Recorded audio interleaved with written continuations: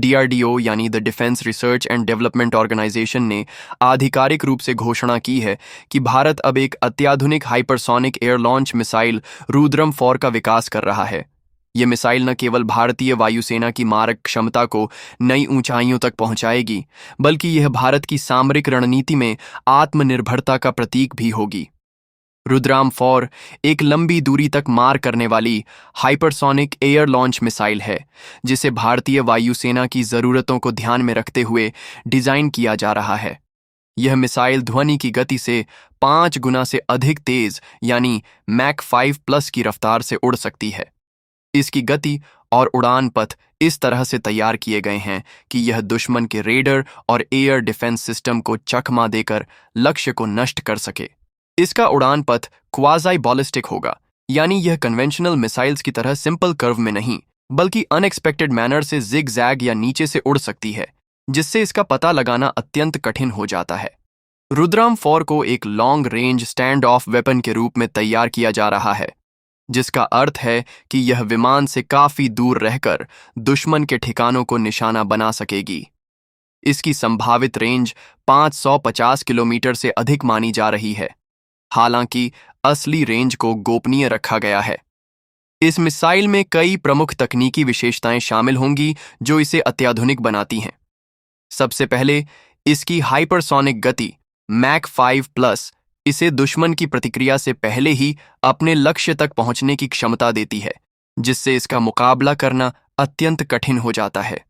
इसके अलावा इसका क्वाज़ाई बॉलिस्टिक ट्रैजेक्टरी इसे पारंपरिक रेडार कवरेज से नीचे उड़ने में सक्षम बनाता है, जिससे दुश्मन की सतह से हवा में मार करने वाली मिसाइलें एसएम्स इसे रोक नहीं पातीं।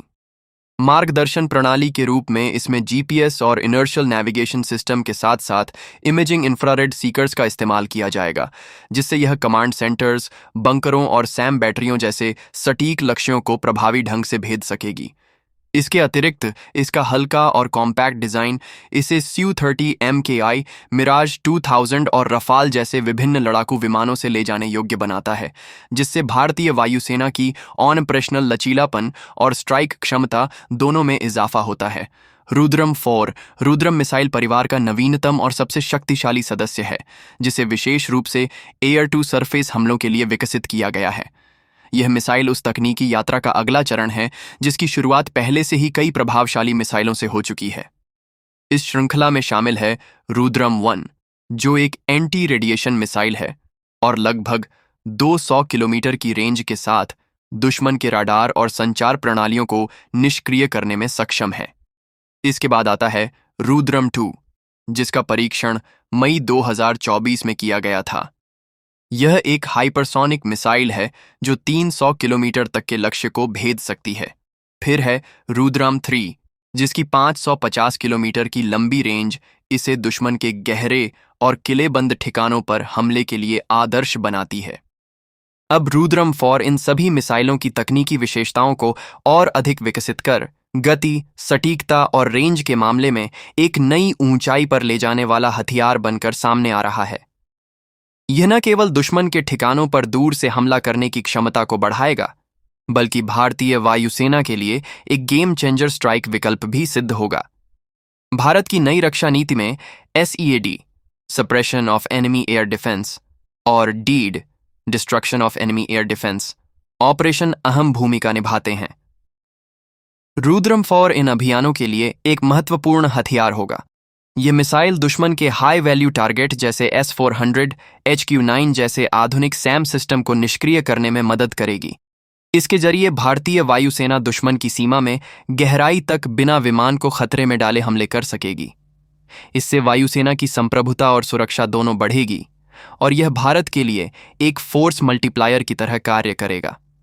रुद्रम 4 का विकास भारत को अमेरिका, रूस और चीन जैसे शक्तिशाली देशों की कतार में लाकर खड़ा करता है, जो पहले से हाइपरसोनिक हथियार प्रणाली पर कार्य कर रहे हैं।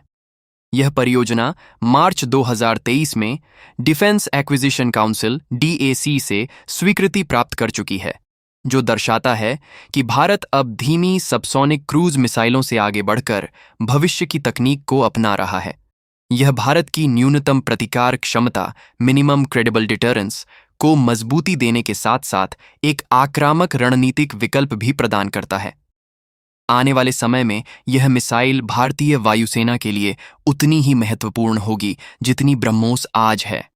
अगर आपको रुद्रम 4 से जुड़ी ये जानकारी उपयोगी लगी हो तो इस वीडियो को लाइक कीजिए, चैनल को सब्सक्राइब कीजिए और बेल आइकन दबाना मत भूलिए ताकि भविष्य में रक्षा क्षेत्र की सभी महत्वपूर्ण खबरें आपको सबसे पहले मिलें।